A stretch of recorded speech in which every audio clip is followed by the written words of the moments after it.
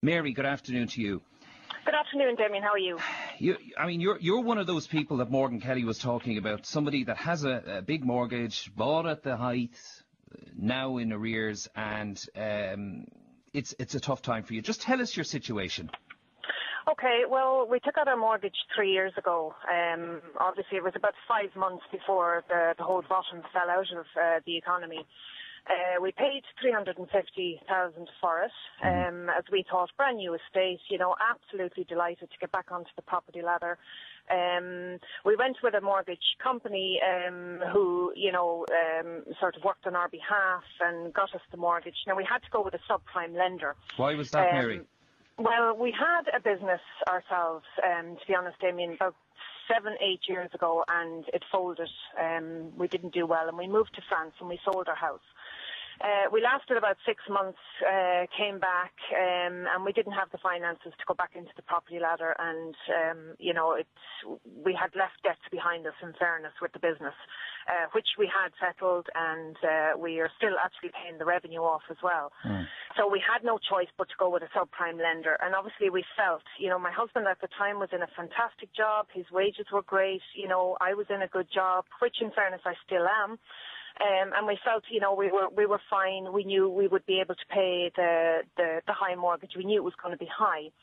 We were also told by our mortgage company that, give it a year, go with the subprime lender for the year. After the year, you'll be, any mortgage company will take you on. And obviously, Damien, with the whole bottom falling out of the economy, there's absolutely no one that would touch us whatsoever.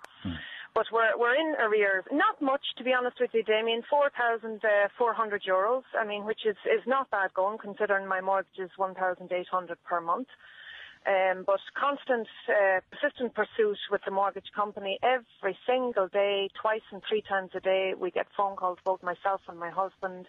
You can imagine we're absolutely, at our wits' end at this stage, crying myself to sleep, wondering what are we going to do? How can we survive?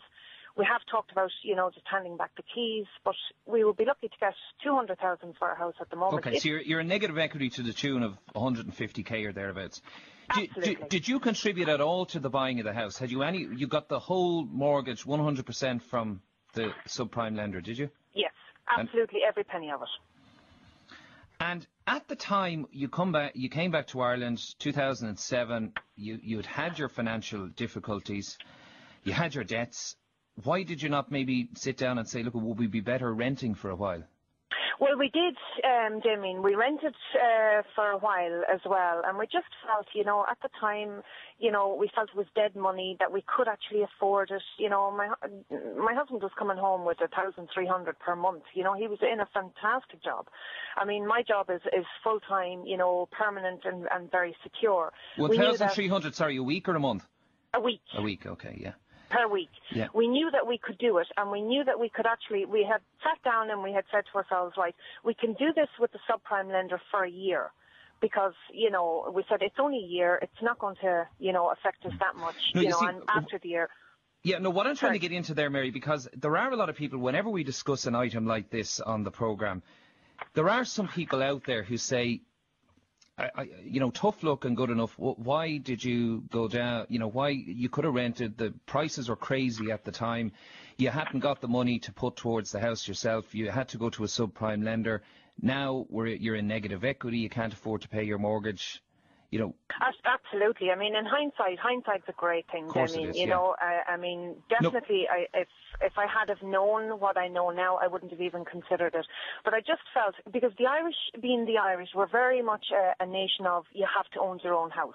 You have to have a house to hand over to your kids. And you think, to be honest, you think no further than that. You don't think further than your nose. I just wanted, my own front door. I didn't want to be giving somebody else my money. I felt it was dead money. If I was to go back right now, I would gladly sign a private lease for rented accommodation and say, take me on and take my house. I don't want it anymore. You know what I mean? If I knew now what I knew then, I know, but at the time, did you feel under pressure to buy because you thought that the value of the house was going to continue rising? Absolutely. Oh, absolutely. We thought we were getting a bargain. When we were assured by our builder that this is an absolute bargain, you're getting the gable end house. It's a semi-detached as well, Damien. It's nothing spectacular, let me tell you, either. Yeah, no, it's just that's an important point, because, again, I go back to this thing that people have against those that are in negative equity at the moment, saying tough luck, hard luck, it was your decision, nobody forced you to do it, and so on. But if you take yourself, a lot of people take themselves back to 07, 06, 05, while there was all the talk about the prices can't keep rising, they can't keep rising, the bubble's going to burst, the prices were continuing to rise and the bubble hadn't burst at that stage. And a lot of, particularly younger people, said, look, now is the time to jump on before that 350,000 becomes 400,000. Yeah, and that's exactly what we were led to believe. And at the time we were looking at, because ours was only a 4-bedroom, we were looking at, there was a 5-bedroom across from us, and it was going for 420, and we were saying, absolutely not, we couldn't even consider it. And 5 months after we purchased our house at 350, the 5-bedroom house went for 300. Right. And you've fallen behind over the last couple of months. Your husband has lost his job, am I right in saying that? He lost his good job. Now he's since got employment with another company, which, to be honest, the wages aren't great, but it is a job, Damien, and I'm very grateful for it. It does keep the bread and milk in the house, But just take me back to 07. How much was coming into the house on a weekly basis between the two of you, if you don't mind me asking?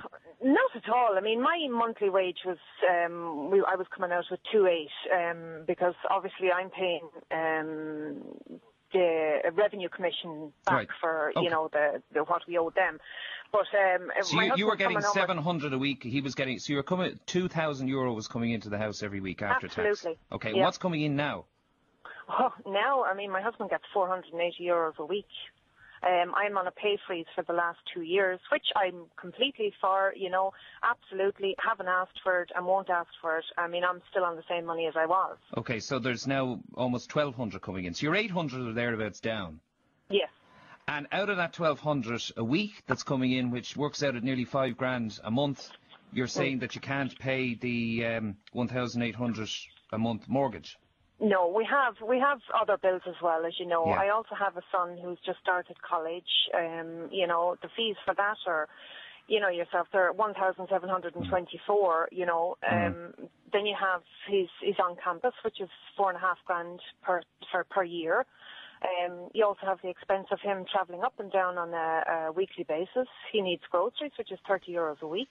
We need to live. I mean, we don't go out, and that's being totally honest with you. We don't go outside the door. I mean, if we go to the pictures or the cinema, as they call it now, once a month, we're very lucky. We don't drink. Yes, I do smoke. To be very honest, they're all little incidentals in the overall scheme of things. Yeah. But so. What can you afford to pay back in your mortgage? Well, we're actually paying it, Damien, to be honest. Like, these are 2 payments we missed, going back. Like, one would have been probably in June we missed one, and I'd say the other one could have been February. All right, so you're back I'm just a wee bit confused there. You are back now paying your $1,800 a month? Oh, absolutely. All right, okay. Absolutely. But this you is missed... just 2 payments that we missed. And they are ringing you up morning, noon and night looking for it? Morning, noon and night, and sending letters out to us as well, and, contact us. Now, I did contact them, for the 2 payments that we missed, we did contact them and tell them that we couldn't afford to pay it. Now, in the first one, they were actually very nice about it, spoke to a lovely girl, and she was exceptionally nice, but she did say, can you at least pay €500? If I could have afforded to pay €500, I would have paid my mortgage. But they did an outgoing and an incoming expense survey with me, and it was like what was going out was more than what was coming in. And in the same breath, she said to me, well, can you pay €100? You have to get this cleared. Yeah, you see, smart mortgages, it would seem, take a stronger stance in relation to defaults than maybe some of the other financial institutions, simply because they're a subprime. In other words, they've taken you on when nobody else would, because your credit rating wouldn't have been good. So that's the reason why they're probably a little bit tougher than maybe some of the other banks. But for the sake of, what is it, €3,800 that you owe them, in the overall scheme of things, you're saying you can't sleep at night with the worry about it. They must be putting on a lot of pressure. Yeah, it is. Of course it is. You know, I mean, especially when, you know, I have another son who's doing the Leaving Cert this year, who also wants to go to college. You know, I mean, I don't know where I'm going to get this money. If they bring in a property tax, you know, with this budget in December, I mean, you know, like I put on my email, my husband has said, like others have said, he will actually go to jail for it because he and I cannot afford to pay it and will refuse Point Bank to pay it. Just cannot. And as well as that, if they double the college fees, I mean, it's absolutely disgraceful. These kids want to get on. I have a son who has worked so hard to get to where he is in college, you know, and deserves that place. Okay. You know, who am I to take that away? All right, okay. Well, it seems now there's a bit of a negotiation going on there. They may just add €800 to the registration fee rather than actually doubling them to €3,000 or whatever.